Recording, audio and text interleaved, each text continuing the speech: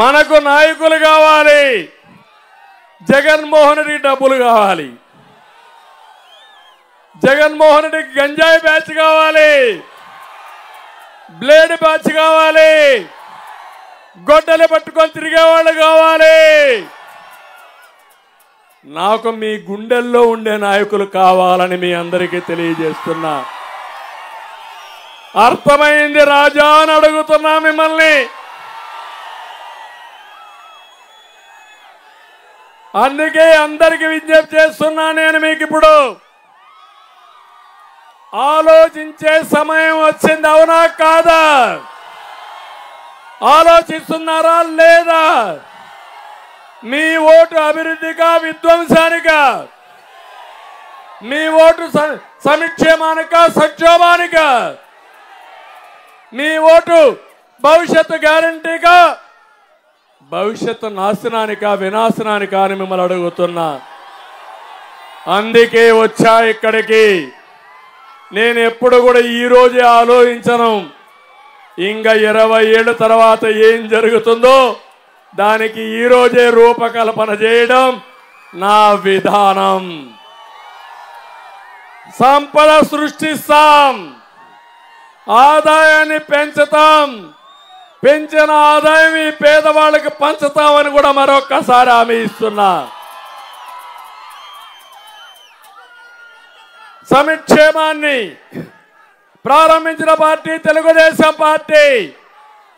Brand ambassador NT Rama Rao గారు, ఆ తర్వాత దాన్ని కొనసాగించిన వారసత్వం నాదే. ఏం తమ్ముళ్ళు, అన్నా క్యాంటీన్ ఉందా ఇప్పుడు? చంద్రన్న బీమా ఉందా ఇప్పుడు? విదేశ విద్య ఉందా ఇప్పుడు? ఏమమ్మా ఆడబిడ్డల పండుగల కానుకలు ఉన్నాయా మీకు? రంజాన్ తోఫా ఉందా మీకు? ఎక్కడికి పోయినాయి ఇవన్నీ? ఎస్సీలకు, ఎస్టీలకు, బీసీలకు ఇచ్చే రుణాలు ఎవరికైనా ఒక్క పైసా వస్తున్నాయా అని అడుగుతున్నా. మళ్ళీ పూర్వ వైభవం తీసుకొస్తా, మీ రుణం తీర్చుకుంటా. ఇక్కడే మా తమ్ముళ్ళు ఎంఆర్పిఎస్ కూడా ఉన్నారు. తెలుగుదేశం అందరికీ న్యాయం చేస్తాం. ఈరోజు మీరు ఒక సూర చూస్తే దళితులందరూ కూడా ఆలోచించాలి.